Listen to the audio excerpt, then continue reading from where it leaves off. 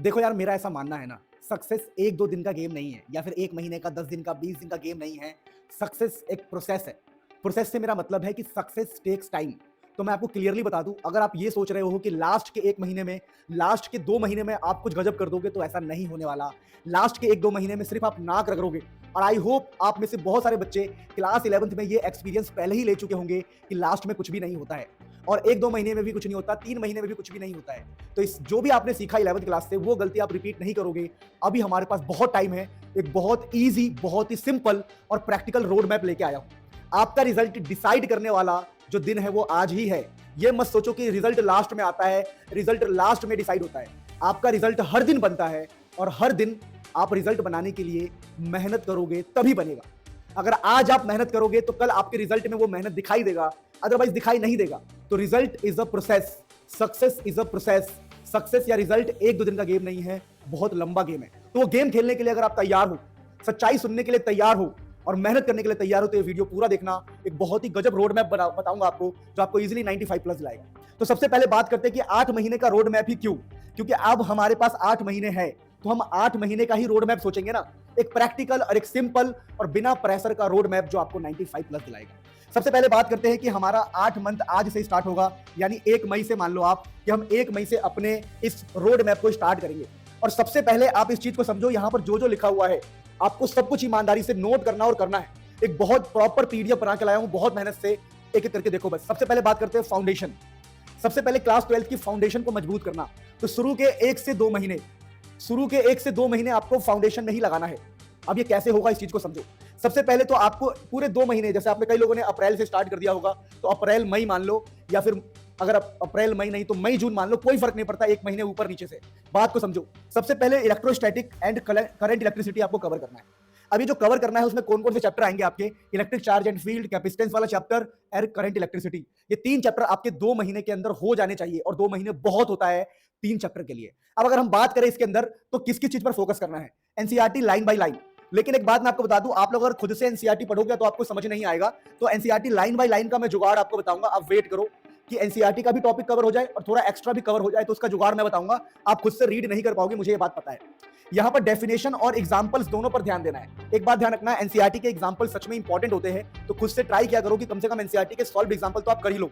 उसके बाद सारे डेरिवेशंस पे आपको ध्यान देना है। डेरिवेशन इंपॉर्टेंट है। आजकल पेपर में 8 से 10 नंबर का डेरिवेशन देखने को मिल जाता है। पहले ज्यादा डेरिवेशन आते थे, अब कम डेरिवेशन आता है। अगर हम बात करें न्यूमेरिकल, तो देखो स्टार्टिंग में जब आप अपने फंडामेंटल को डेवलप कर रहे होते हो, अपने आप को ग्रो कर रहे होते हो ना, तो हमेशा बेसिक न्यूमेरिकल से स्टार्ट करके मॉडरेट लेवल तक जाया करो।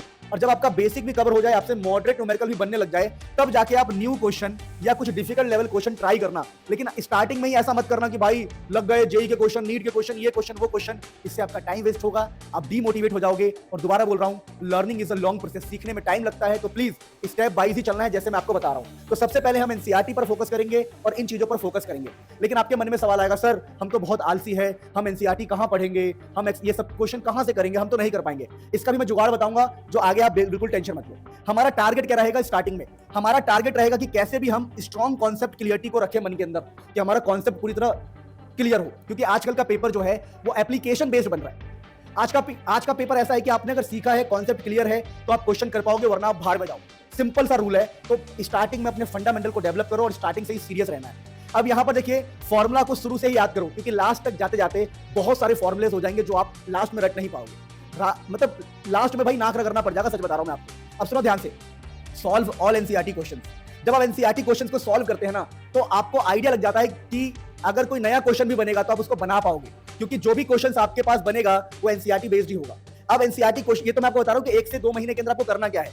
1 से 2 महीने के अंदर आपको यही सब चीजें फॉलो करनी है जो मैं आपको बता रहा हूं, कि 2 महीने के अंदर ये 3 चैप्टर एनसीईआरटी प्रॉपर कवर करना है। और टारगेट अपने मन में रखना है कि भाई मुझे कॉन्सेप्ट क्लियरिटी है and solve NCERT all questions. कोई भी क्वेश्चन नहीं छोड़ना है, चाहे कुछ भी हो जाए, क्योंकि एनसीईआरटी से बाहर पेपर बनने के चांसेस कम होता है। एनसीईआरटी बेस्ड ही घूमता रहता है क्वेश्चन।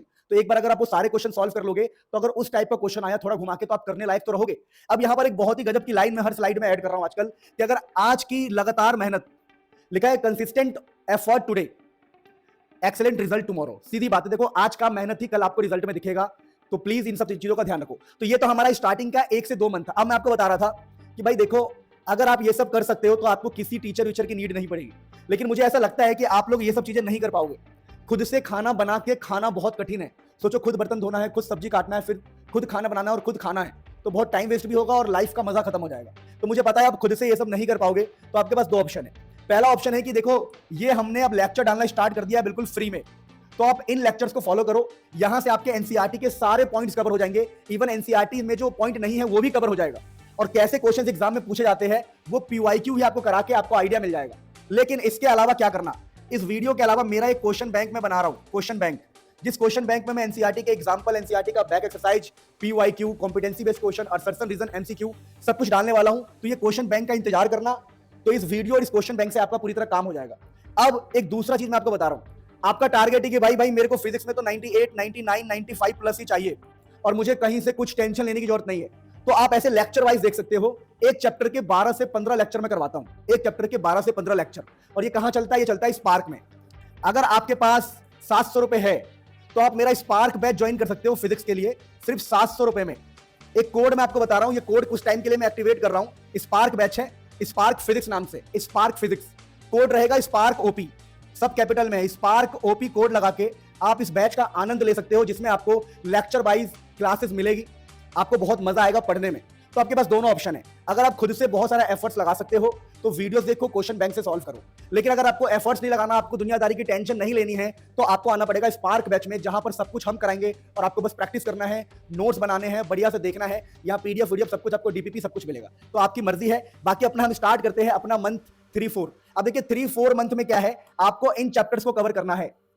मंथ 3-4 यानी कि अब हमारा मान के चलो, जैसे कि हमने पहला मंथ था 1 से 2, अब हमारा ये 3 से 4, यानी जो अगले मंथ होगा, अगले मंथ में आपको ये 4 चैप्टर किसी भी हाल में कवर करना है, चाहे कुछ भी हो जाए। जब ये चारों चैप्टर आप कवर कर लोगे, छोटे छोटे चैप्टर है, पहले चैप्टर के अलावा बाकी सारे चैप्टर छोटे।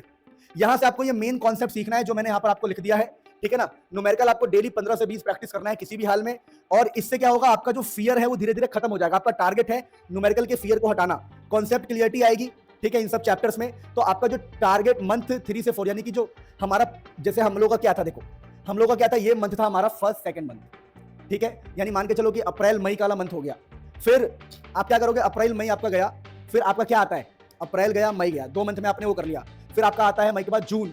तो जून में आप ये सब कर सकते हो जो मैं आपको बता रहा हूं। जून क्या, 2 महीने ले लो, जून जुलाई में आप ये सब कर सकते हो। उसके बाद आपको कौन से कवर करने हैं देख लो, ऑप्टिक्स।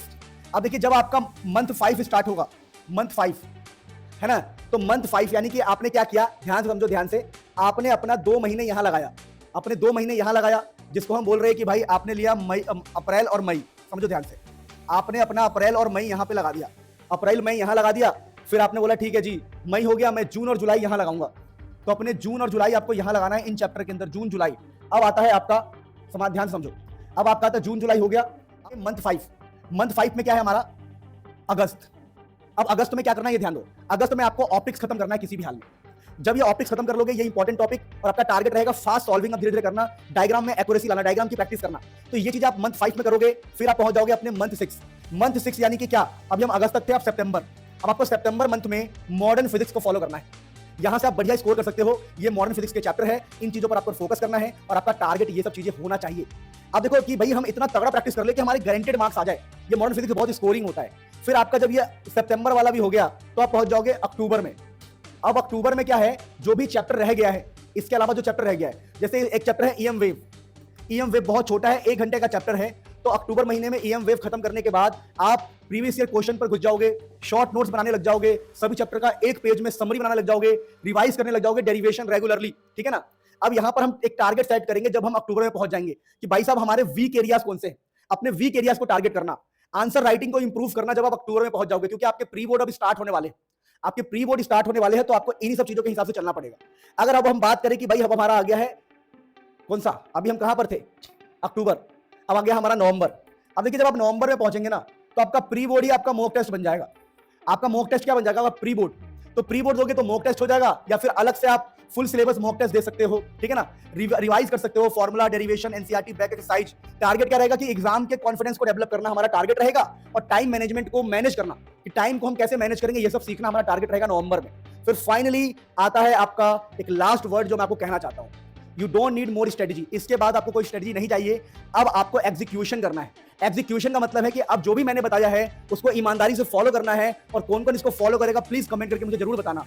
लव यू ऑल, बहुत सारा प्यार। स्ट्रेटजी को फॉलो करो, हम आपके लिए वीडियोस लेके आते रहेंगे, और बैचेस में आओगे तब भी आपका बहुत फायदा होगा। लव यू ऑल, सब सारे चीज डिस्क्रिप्शन में दिया हुआ है।